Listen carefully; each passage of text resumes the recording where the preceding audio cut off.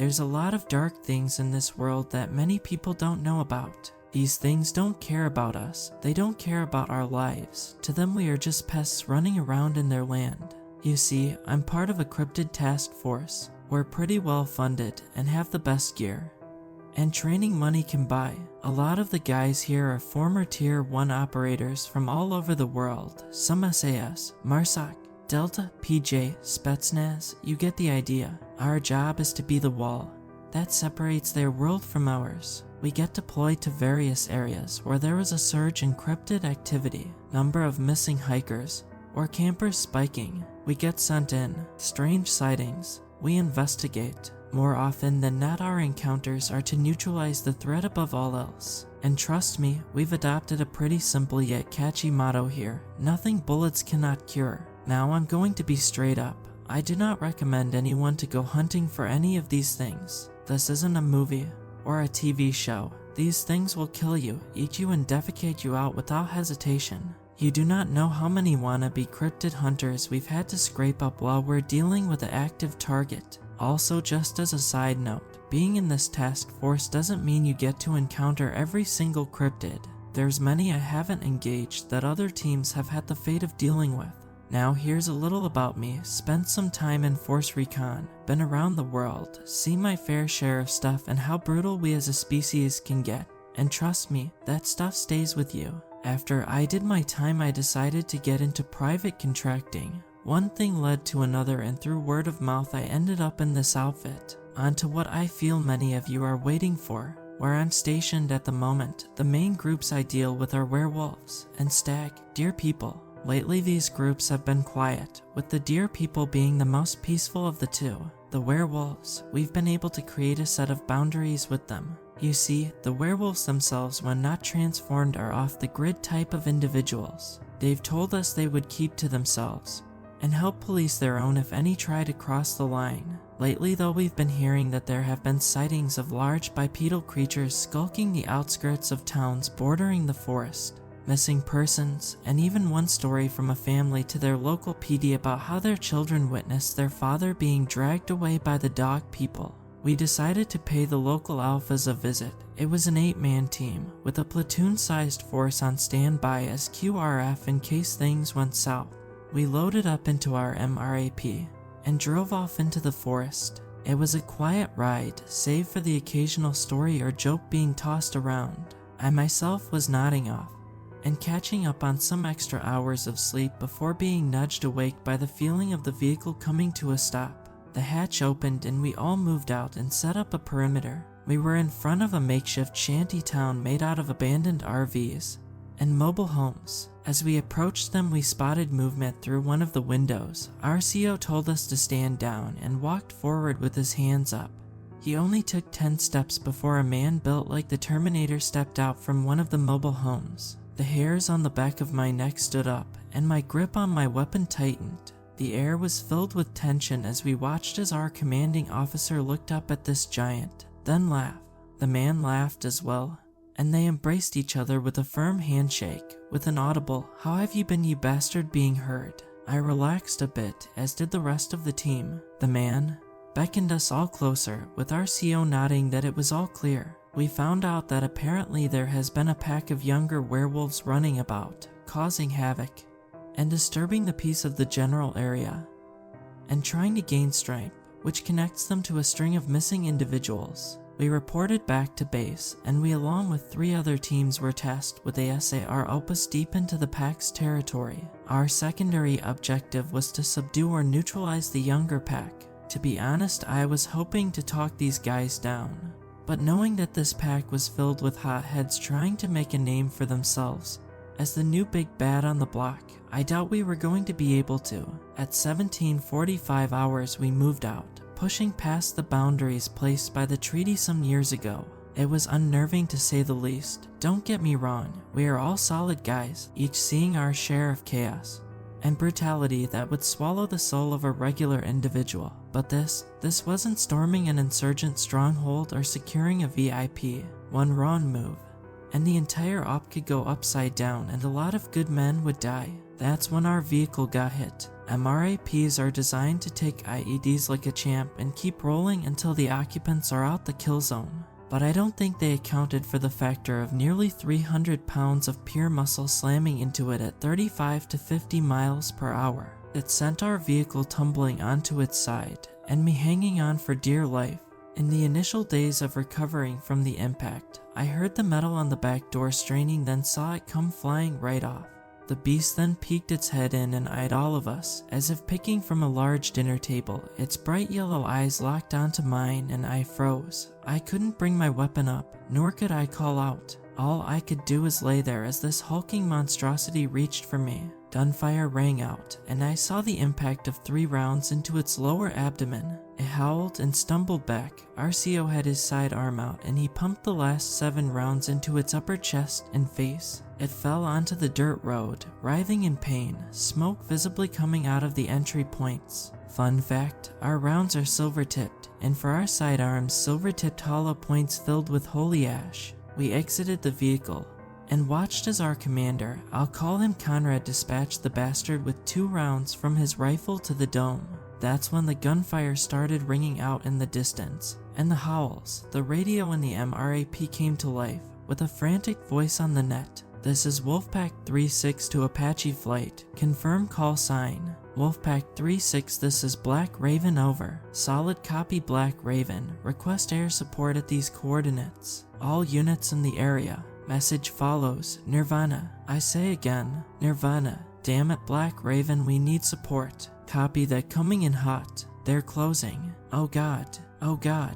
Jesus Christ. The gunfire reached a crescendo, only to be drowned out by the sound of a hellfire impacting the area. We sat there in stunned silence, looking at one another before Conrad interjected, Swayhander, this is Hunter Actual. All bodies accounted for. We are still Oscar Mike to objective. How copy? Swayhander to Hunter Actual. Solid copy on all. Be advised, Wolfpack is down. Rendezvous with Eagle and Dragoon 3 clicks from your position. Solid copy, Swayhander. Hunter Actual out. Conrad looked at us all. Keep your head on a swivel, boys. We're in their country now. Needless to say, the hellfire probably helped our rendezvous with Eagle and Dragoon more than anything. After grouping up into a sizable force, we pushed forward, locating the lair of the pack.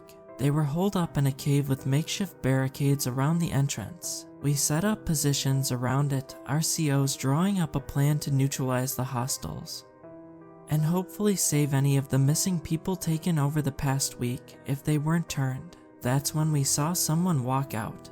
He looked no older than 19, but he walked as if he was better than us. He stood at the entrance, with several others coming up behind him. He called out to us, "All right, we know why you're here, and trust me, you don't want to mess with us. We can take all of you out easily. There are more of us than you in here. Too many bodies for your bullets." As per protocol, our retort was for him and his compatriots to stand down, come in for questioning and judgment by the Elder Alphas, and to release anyone they held captive. The look on the kid's face was one of disgust and contempt, as if we bruised his ego. He flicked us off and crouched down on all fours and began to transform. Idiot, I thought. Before he could even finish, a shot rang out. A silver-tipped round impacted his forehead, splitting it like a melon. The silence that followed was unnerving. The other individuals looked at his body, then at us, and dropped to their knees, hands in the air. Conrad looked at me, motioning for me and several others to move in, secure and search the compound. I got up and moved, my rifle leveled and ready, moving swiftly towards them, heel to toe, heel to toe. I got a good look at them, all kids. Some were crying, others were shocked into silence as we zip-tied them. After they were secured, we moved into the cave itself. I tossed a flare in, shouting out, "CRT, anyone in here?" We got a response, albeit a weak one. We moved to the sound and found our missing individuals. All 8 of them, 5 males, 3 females, all obviously shook up and in need of aid. We moved them out onto waiting MRAPs heading back to base. From what we gathered, we killed the head honcho of the pack, and their strongest members were taken out by the hellfire. The survivors we questioned all said that the kidnapped individuals were set to be turned and added to their numbers. We recovered the bodies of Wolfpack and gave them the burial they deserved. That's all I can say for now. I gotta go. We got reports of something big happening and command needs all hands on deck. Take care, all of you, and remember, nothing bullets cannot cure. Hey all, I hope everyone has been well and safe since my last post. Boy, do I have a story to tell. Did I ever mention how much I hate wannabe cryptid hunters? You know the type, they read about cryptids on forums, watch a bunch of online videos, and then decide, hey, I'm gonna go out with my hunting rifle and hunt one down. Yeah, those guys. I remember telling you all we had something big going down. It was a mess. Now let me get down to the details. The perimeter guards caught one of the deer people coming toward our compound. It wasn't uncommon, they would pass by, interact with us, and quietly go about their business. Only this time it was carrying a bundle in its arms. The guard slowly strode up to it, then quickly radioed into command about her find. Apparently, the bundle was its offspring. Dead from a gunshot wound. The deer people are a very neutral group. They stay in heavy isolation at times, often nervous and weary of humans. It took us quite some time to build up a bond with them. They understand our language, which helps immensely with communication and peaceful relocation when they wander too far. From what was described to us, its child was simply exploring its surroundings, albeit a bit far from their habitat, but the herd was close in case anything happened. According to the head of the herd, the air smelt wrong, as if an outsider had arrived, but before he could figure out what was happening, a shot rang out. He and several other males made their way as fast as they could to the area where the sound originated from and found two humans standing over the child. The humans in question fled the scene when they saw the large group of deer people congregating. They came to us immediately, hoping we could find the humans that did this. The base commander, call sign Swayhander, sent them on their way and reached out to the local contacts he had. What was relayed back to us was concerning to say the least. Apparently, there was a large group of hunters coming through, and the other day two were seen muttering about how they found a herd of Wendigos. Since then, the group decided to pack up and move. We launched a UAV to scout the area and found a large heat signature deep in the forest. Upon closer examination, we found a makeshift encampment, complete with barricades and fighting positions. We mobilized as soon as possible, with Hunter team taking point. We inserted 4 clicks from the encampment and moved in on foot under the cover of darkness. Our objective was to recon the area, observe, and if possible impede the group's operational capabilities. As we neared the encampment, the smell of fresh blood filled the air. Conrad held up his fist, and we crouched down. Ahead of us was the hunter encampment, but there was no noise, no bustle of activity whatsoever. He opened his palm and slowly gestured forward, and as we slowly approached the camp. As we got closer, it became more apparent as to what happened. There were body parts everywhere, spent shell casings, splatters of blood on barricades, vehicles, and the grass. It was a massacre. We fanned out, examining everything. We noticed the scattered piles of shell casings meant they were firing in all directions, with no clear target. I was confused. This was far from werewolf territory, and the deer people were nowhere near this area, and are completely peaceful. I looked at Conrad, who just stood there, looking at it all. I could tell the gears were turning his head, trying to make sense of this. I was trying as well, but I couldn't shake the feeling in the air. The feeling like we didn't belong, the sense of primal dread gnawing at my very soul. I was shaken out of my trance by Conrad barking orders for us to form up and set up a defensive perimeter. He was frantic, pacing up and down like a madman. He cupped the side of his headset and started to halfway speak and shout. I never saw this stoic leader of mine lose his cool before like he did now. Swayhander, this is Hunter Actual. Be advised, Algonquin. All units on the net message follows. Algonquin. My blood ran cold and my heart dropped. Algonquin was code word for Wendigo. Command ran us through the rumors of Wendigo sightings and even beefed up our patrols, but we didn't find anything. In the corner of my eye, I saw a flash of movement. I turned and leveled my rifle, focusing on a tree far from the encampment. I cocked my head to the side, then backed up, noticing a pair of red eyes. Contact, I yelled, flipping the safety off my rifle, and opened fire, backing up. The rounds impacted the tree, the third hitting the creature behind the tree, causing it to howl. the area came alive with gunfire as several Wendigos broke through the tree line. The red eyes, the rotten antlers, the emaciated frames. It was a scene of nightmares. They got closer to our position. We were able to drop 3 of them, but the 4th broke through our position. The Wendigo thrashed around, grabbing one of my teammates and tossing them up in the air and batting them away. They died on impact, the hit from the Wendigo breaking their spine. I leveled my rifle and fired, the rounds impacting the Wendigo's skull. The creature collapsed, and we immediately set fire to the bodies. The QRF came in immediately, with a cleanup crew collecting the remains of the victims, breaking down the camp and cleaning away the blood. I looked to the side, seeing my teammate, his name was Malcolm, being gingerly picked up from where he was thrown by the Wendigo. They placed him on a stretcher and covered his body, slowly carrying him off.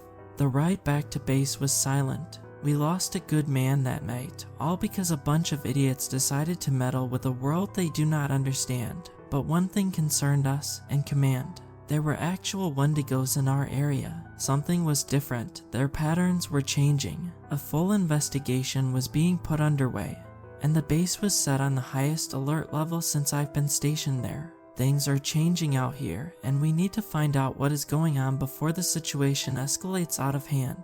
That's all I can say for now. I'm heading out on a patrol now. I'll relay any updates when I get back. Take care, all of you. Nothing bullets cannot cure. So, let's cut to the chase. Command is on high alert now, more than ever. We have UAVs in the air at a constant cycle now, monitoring everywhere, close commo with the other bases, and beefed up patrols. Things are crazy and tense, but on another note, we got a new guy to replace Malcolm. For any of you who are questioning who Malcolm is, look over the previous post. The link is above. So, let me get some details about this guy out here. For privacy reasons, I'm going to stereotypically call him Rook since he's the new guy on the block. Rook was in the Rangers, did 4 tours in Afghanistan. Apparently, he was in country when I was in as well. Kind of a hard ass, so breaking him into how things work here is going to be a challenge to say the least, especially with how we treat certain populations. You see, when you're briefed into this job, you are told to be the wall to protect the innocent from the evil that goes bump in the night. When you get stationed here and meet these beings though, you realize you have to build a bond with them, and that some of them just want to live in peace and isolation. It took some time, but we've built a very healthy system here. It takes new guys some time to adjust, but after a few patrols they get the idea and keep up with how we operate. I hoped this would be the case with Rook. I really did. I ended up being the guy to meet him at the landing pad. The CH-47 landed, the ramp lowered, and bodies spilled out. Fresh recruits to replace our losses. I saw him, close-cut hair, that walk of purpose. I extended my hand. Welcome, I'm part of Hunter Team, your new outfit. He looked at me and gripped my hand with his, firmly shaking it. Glad to be here and be of service. What can you tell me about the area? He glanced all over, observing the air crews as they rushed to refuel the Chinook and whatever other aircraft decided to land. I looked at him and gestured to the bunker itself. Well, we got the werewolves and their lot in their shanty town up in the north, the deer people to the east, and the Sasquatch tribes to the west. I glanced at him as he nodded, taking the information in. Once we entered the base, I took him to our communal quarters, showing him bunk. Look, Rook, we got a system here with all of these groups, a system that works and benefits all of us. Just follow the orders of our CO, do your job, and we all make it home alive. And with our lens attached, got it? He nodded at me, dropping his duffel bag next to his bunk. I got it. When is the unit heading out? He sat down, looking up at me as 2 guys ran down the hallway putting on their gear. We got a patrol up north in a few hours. Have to reach out to the shanty town about a sighting reported the other day. Simple and to the point. Rook nodded at me, and we left it like that. Few hours later, we gear up and head out. Reaching the shanty town, we unloaded and calmly walked in, dressed down for the op we usually roll out in full operator gear, but due to the relationship with the shanty town we were just in our combat gear minus the combat shirt, so a regular t-shirt under our plate carriers. I nodded and waved at familiar faces, with Conrad making his way to where the alphas are. He greets them and sits down, starting conversation, leaving us to interact with the locals and monitor the area. Everyone was calm, save for Rook. He stood there, eyeing everyone. I knew his body language all too well, the same way you'd watch an area in Afghanistan, always waiting for something to pop off. The locals sensed his unease as well, keeping their distance from him. One thing led to another, and next thing we know there's commotion near one of the RVs, with Rook zip-tying a man in front of his family. The kids are upset, and the wife shoves them inside and begins growling. The husband is pleading with the wife, but she doesn't listen. Rook is backing up, aiming at her with his rifle, telling her to stand down at a fever pitch. He's freaking out as he's watching her turn into her werewolf form. Things were about to go south, and no one stepped in. I sprint for it, getting between the two. I know the family very well. Their kids come and run around the MRAPs when we pass by. I call her by her name, pleading with her to calm down. She's fully transformed by now and stomps toward me. I'm calm, but Rook is freaking out and shaking. She sniffs me and snarls, slowly reverting to her human form. Everyone is watching now, even the alphas. Conrad is with them, his eyes hidden under a pair of aviators, but I know he's mad. I untie the husband and apologize. He smiles and pats me on the shoulder, understanding and rushing inside. I turn to Rook and grab him by the strap of his plate carrier, dragging him up against a nearby tree, landing a right hook across his face. Everyone is watching us in silence. Rook shoves me, asking me what my issue is. I explain to him that these people are no threat, that they respect our boundaries, that they just want to live in peace. He retorts that our job is to protect humanity. I grab him again, my gloved hands around his throat now. It takes a couple guys to tear me off him. The ride back to base is tense, with everyone silent. As we arrive, Conrad pulls Rook to the side, speaking to him, explaining to him that his stunt could have escalated the situation and caused the deaths of many individuals at the shanty town. We ended up being called into briefings soon after. Command found where the Wendigos have been migrating from. We are being mobilized with an armored and aviation task force to intercept and destroy them. I'll be out for a bit. This is a big operation. I'll try to relay as soon as I get back. Stay safe, everyone. Remember, nothing bullets cannot cure. Hey everyone, I'm back. It's been a good couple of days, and I can explain where I've been. We took the fight to them. It was a major operation, and we took them out. Command found out where the stream of Wendigos was coming from, and we brought the pain. We were given an armored and air task force to assist with dealing with the threat, as just sending ground troops would basically be free food for them. Let's get on to the meat of my report for you all. Command was contacted by one of our sister bases deep up north near the Canadian border. Apparently, their drones found the telltale signs of Wendigos encroaching in the area. Knowing that we were dealing with a small group pushing southward towards us, they asked if we were willing to participate in a joint SAR destruction operation on the Wendigo threat. Zweihander decided to send a large response force up north, which I was a part of. We would meet up with the other base's forces along with heavy armor and air cover and push into the Wendigo territory and annihilate them, while also keeping an eye out for civilians and RAO to evacuate or rescue. Command decided the operation should start at least in the day, as Wendigos have an extreme advantage at night. So, my unit packed up and we moved up north for the past few days. Our ground convoy was bigger, with us replacing our MRAPs for strikers and LAVs. This gave us added protection and firepower, as the strikers were equipped with their standard 30mm cannon, and the LAVs were equipped with 30mm cannons fitted with incendiary rounds and a flamethrower. Our air cover comprised of a flight of Apaches and Cobras. Their call signs were Black Raven and Roaring Dragon. On the ground it was my unit, Dragoon, Eagle, Reaver, Echo, Griffin, Hitman, Assassin, and Oddball. We linked up with 5 other teams, call sign Toolbox, Shotgun, Reaper, Talon, and Archangel. The initial push into the forest was uneventful, but the deeper we got is when we received contact. It was sporadic at first, as if they were testing us. Random debris would hit the armored hull of our vehicles, trees would fall, and our gunners would see movement in between the trees. We were all calm, save for Rook, who under his stoic demeanor that he was putting on, was pissing himself with fear. As much as he was on everyone's bad side for the stun he pulled, we still had his back and we hoped he had ours, so we could make it out alive. Our air cover engaged first, causing the convoy to halt. Apaches and cobras danced and strafed the tree line, engaging targets at will and destroying their concealment. Plumes of powder white snow flew into the air as 30mm rounds from their chin guns impacted the earth.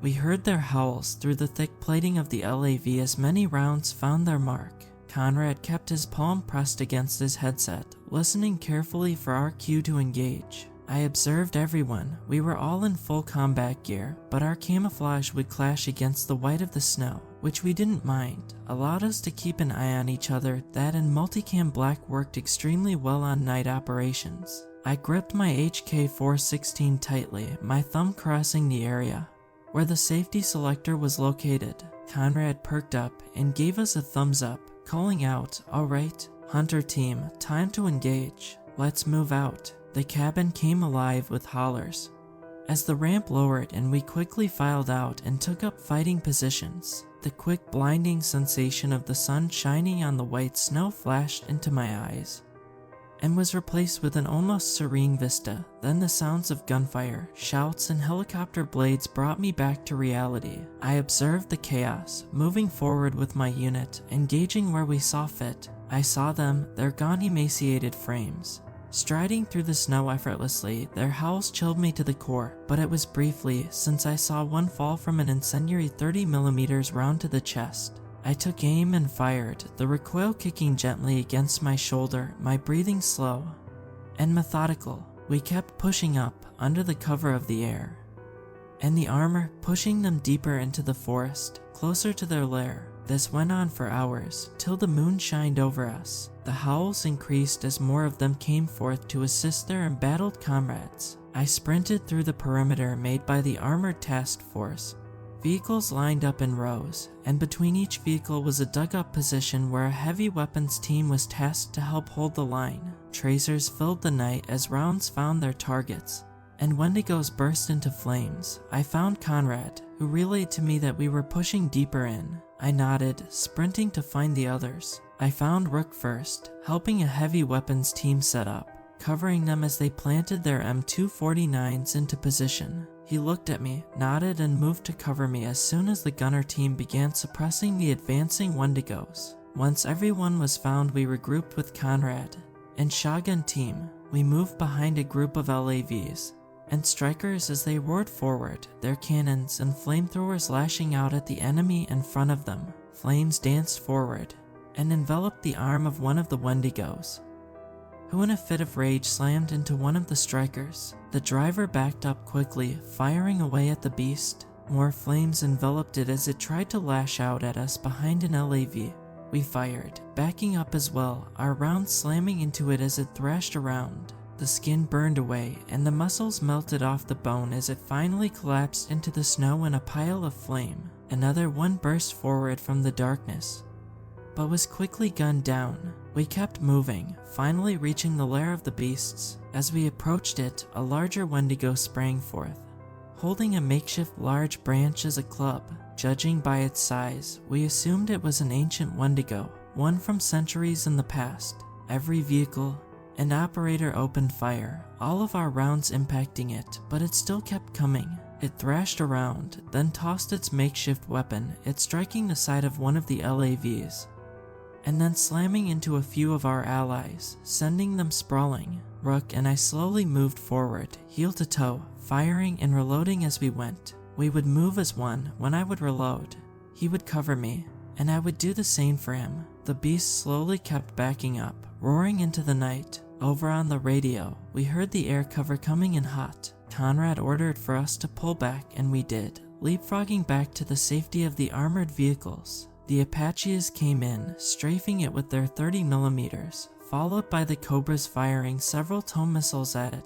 Finally, 3 Apache Hellfires impacted the area, and the LAVs moved up, emptying their tanks for their flamethrowers onto the pile of rubble. We let out a ragged cheer, watching as the flames danced around and swallowed everything whole. This was a good day, a day we would all remember, a day where we took the fight to the darkness, and won. Lately, everything has been quiet, no sightings, no incidents. We are enjoying the current peaceful atmosphere. I'm heading out on patrol in a few hours, going to check up on the Sasquatch tribes. I hope you all stay safe out there, and remember, nothing bullets cannot cure. Hey everyone, it's been a while. This past week has been intense. We found out that rogue cryptid groups aren't the only thing we had to worry about, and it almost cost us dearly. Let me start from the top. When we went to check with the Sasquatch tribes, we arrived at the area and stepped out. The Sasquatch people are extremely peaceful and helpful.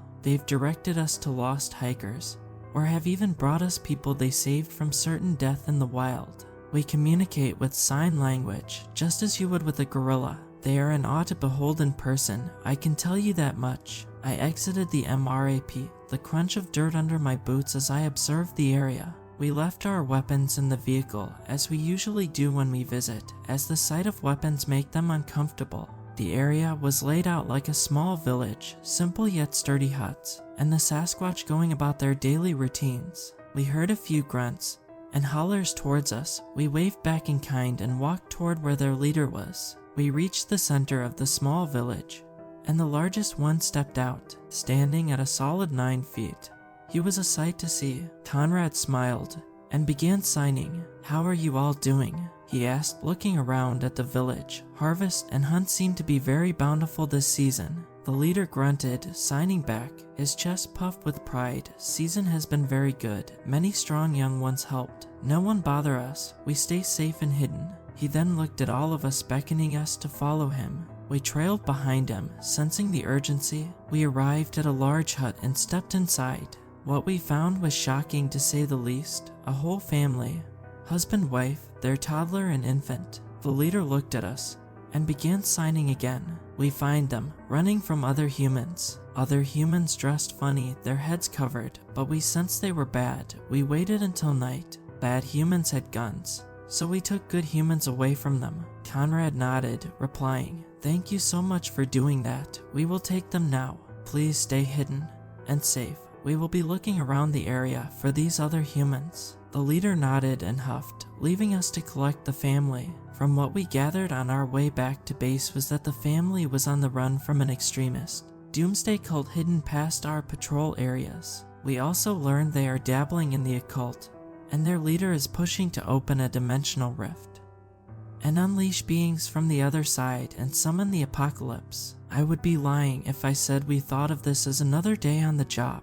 I've dealt with werewolves, wendigos, even the occasional skinwalker, but the occult was a different beast. We heard of teams in Europe dealing with the occult, vampires, ghouls, fairies, necromancers, and even dragons. Swayhander knew this and called in a favor from across the ocean. Over the next few days, we had an influx of new personnel from the European bases. I was able to talk to some of the guys, and what I learned had me on the fence. The Europeans were waging a shadow war on every cryptid within their borders, both docile and hostile. While we have a decent relationship with some of the cryptid groups, and even made a bond with them, the Europeans have been implementing a scorched earth policy, nothing lives. I have my reservations, but I do understand that their cryptid population is a completely different system.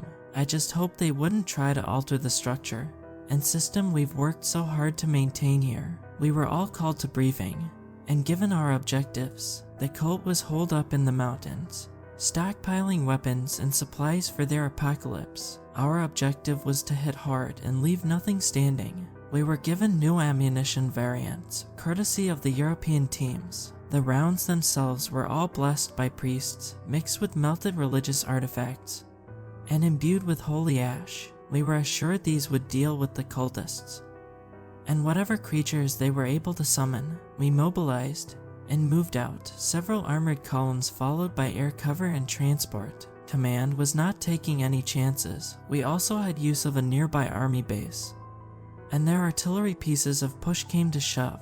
We came under fire as soon as we neared the mountain, mostly small arms from what we could tell. The turrets on our transports opened fire and launched smoke canisters to cover our dismount. We piled out and moved forward, using scattered trees and our vehicles for cover. The air was ripe with the crackle of gunfire and shouts. Overhead, 2 Apaches roared overhead, their 30mm cannons strafing the enemy defense positions. I dropped near a fighting position, cupping my headset, listening closely to the net. Eagle team, taking fire 11 o'clock. Contact right side.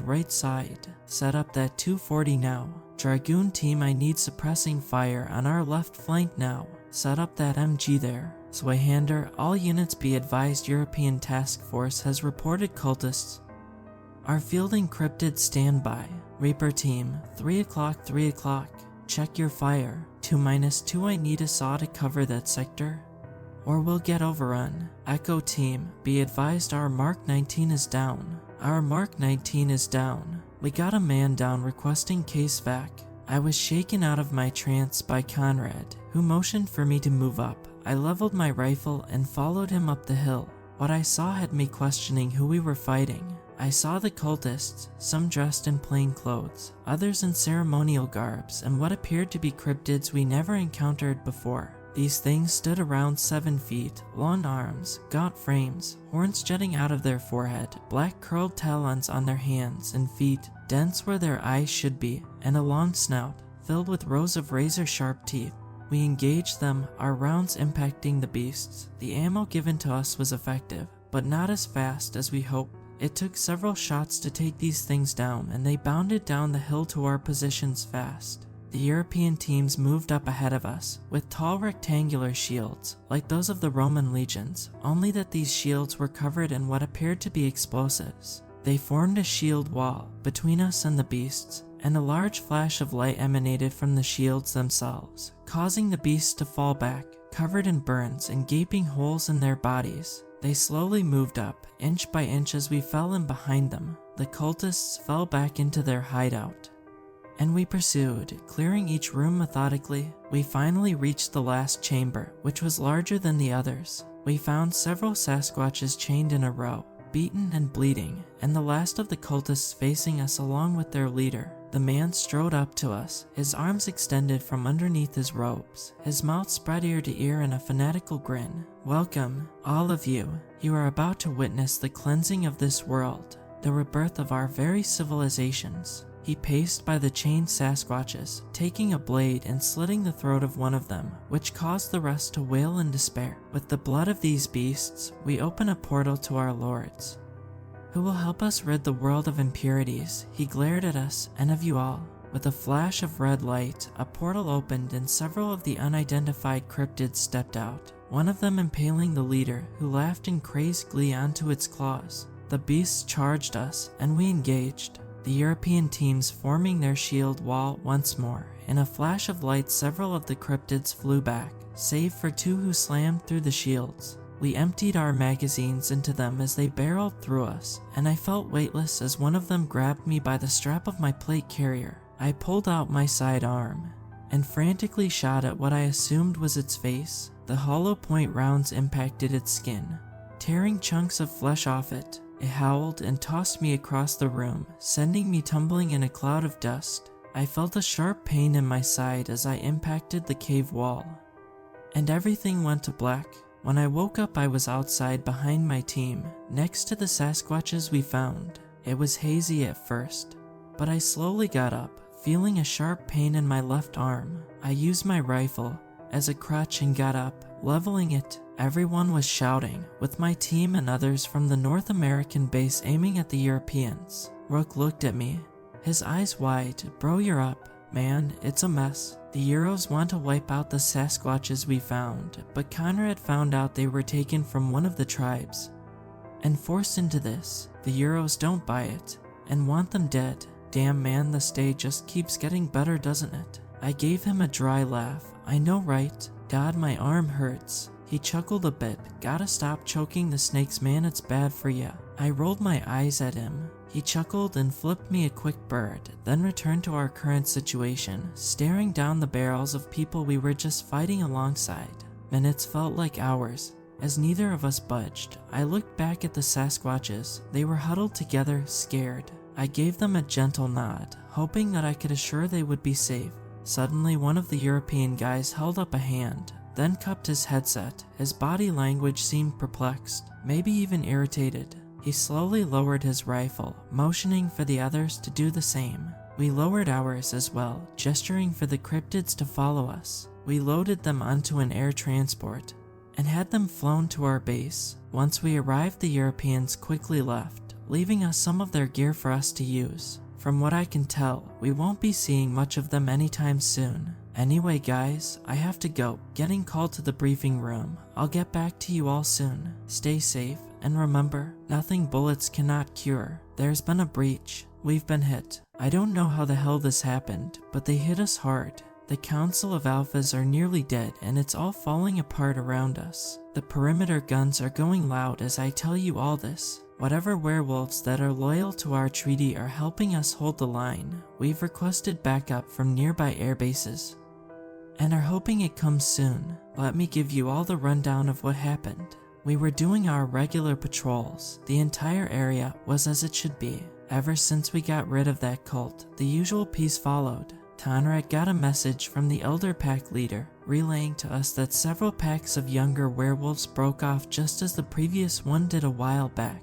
He said they were planning something big, and that he would relay to us as soon as he figured out what was going on. We relayed the information to Zweihander, who raised the base alert level up to 4, to account for the number of werewolves on the loose. I sat in the common area, browsing and relaying information to other bases about sightings and anomalies. Then Conrad ran through the door, startling all of us. We looked at him as he stared at us, his jaw set. Gear up, we're heading out. Augustus is compromised, he said, turning and heading out. Augustus was the code word for the head alpha of the werewolves, and if he was compromised, that meant the entire power structure of the area would fall into disarray. We geared up, jumped into our MRAP, and sped off to the shanty town. While we were en route, Conrad played the recording of what he received. Augustus, hey man, I know you told me you were also looking into this mess, so I decided to relay some information I gathered. I found out who's the leader of this insurrection. And wait, what are you doing here? Several gunshots ring out, an audible thud is heard. Augustus, do not do this. Years of trusts, years of kinship will be wiped away. It will bring destruction to our people. Please, I beg of you, think of the generations after us. Unknown male, trust, kinship. We owe nothing to these humans. They are beneath us, yet they strut around as if they are one of us, or even worse, above us. We will wipe them from the pages of history. Old man, we are in new worlds now. Single gunshot is heard, transmission cuts off. We all sat there in stunned silence, contemplating what we just heard. I leaned back in my chair, my thumb caressing the fire selection switch on my rifle. I turned my head to the front of the vehicle as I heard our driver call out, "Contact 12 o'clock. Looks like several housing areas are burning." Conrad nodded, then opened the hatch as the vehicle stopped. It was raining as we poured out of the vehicle, the smoke hanging in the air like a fog. We set up a perimeter, scanning our sectors, slowly moving out. Rook squeezed my shoulder as he moved past me, whispering, "On your 6, bud." We barely made it away from our MRAP when the first shots rang out. 2 of our guys went down. Conrad started yelling to engage. Howls filled the air as we started to push back to our vehicle and collect our wounded. Several large dark figures darted in and out of the haze. Screams reached a crescendo as our unit was torn into on multiple sides. Our driver stepped out, firing off his shotgun, hitting one of our assailants. My eyes widened as I saw a clawed hand grab him by his helmet. His arms and legs flailed around as he struggled, the beast taking a chunk out of his throat and tossing his lifeless body into the mud. I opened fire at the beast, the round stitching its body upward, 2 rounds slamming into its jaw and temple. It slumped over and fell off the MRAP. I turned to face outward, firing several bursts at whatever I could see. I heard Conrad yell to regroup near the vehicle. An MRAP holds 8 people, driver, passenger, and 6 in the back.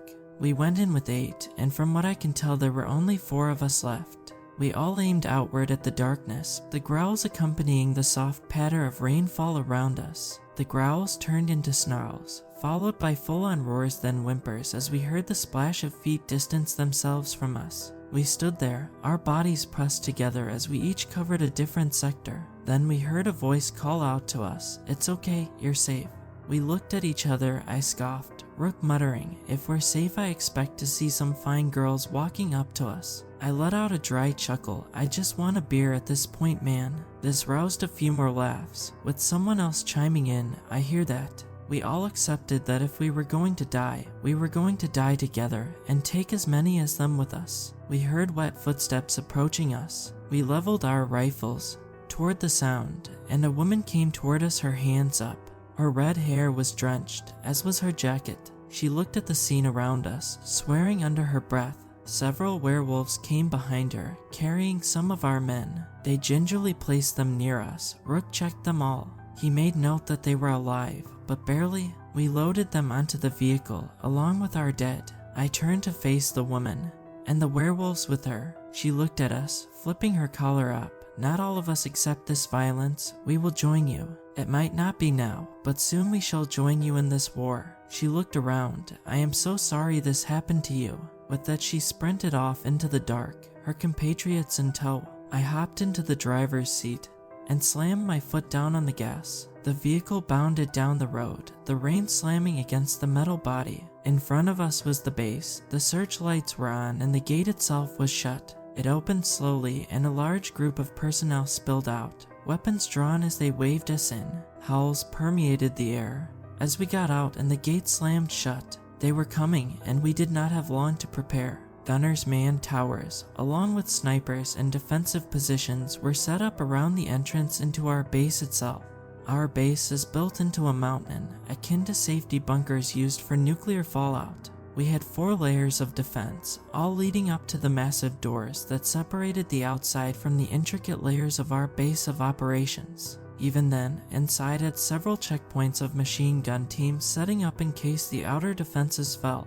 I quickly made my way to the armory, replenishing my ammo and explosives. Rook followed close behind, alongside Conrad and the other survivors of our team. We all nodded at each other and made our way to the outer perimeter. That's when the gunfire began to start up. They were here. We sprinted through the halls and made it outside. The guard towers were alive with gunfire as they engaged the oncoming threats. Several werewolves made it over the wall, and we engaged them, their large but nimble frames bounding toward our defensive line. More bodies continued to climb over as the towers tried to stem the tide. We kept firing at the mass of flesh approaching us. Many fell, but others began approaching our positions. They impacted our positions in massive claws and teeth. We fought back with bullets, knives, and swords. Several of our troops procured melee weapons throughout their time here. Many chose long swords to deal with the wolves, the blades being coated in silver and holy ash. In the ensuing melee, I saw one of our guys slam his sword through the chest of one of them. He was subsequently tackled and torn apart. I can still remember his screams and swears as he pulled the pin on one of his grenades, the explosion taking majority of them with him. We slowly began to drive them back. This allowed us to count our losses and wounded. A lot of good men and women were lost in a span of 60 minutes. As we regrouped, we heard commotion at the gate. Conrad nudged his head in that direction, and we all made our way to the perimeter. We saw a mass of people huddled by the gate, men, women, and children. In front of them was the same woman that helped us when we were ambushed. She looked at us, her eyes showing sympathy for what was happening. She bowed her head. "Please, we have nowhere to go. We are not welcome no longer since we will not participate in this purge. I beg of you, I plead, that you can find it in your hearts to help us." We looked at each other, then at her, standing in awkward silence for a few moments until someone shoved through us muttering, "God damn it, man, these kids are freezing. Get them in." We snapped out of our trance and rushed them inside the base. Inside, guards and medical personnel tended to them alongside our wounded. I looked at the scene, then slowly turned to the line of body bags on the other end of the medical ward. I hung my head and slowly walked past them towards the unit quarters. I changed out of my soaked uniform, trading it in for a warm set, sitting down and staring at myself in the mirror. Tonight was going to be a long night. My mind was still trying to process what just happened, and on the radio, I heard that reinforcements were being mustered to our area. I don't know how long we can hold out, but we've been told they are massing for another assault. The strongest werewolves of the refugee group have volunteered to help us, and unmanned combat drones have been deployed to assist with defenses. I know I'm not going to be able to sleep for a while. Take care, everyone. I hope you all have full and happy lives.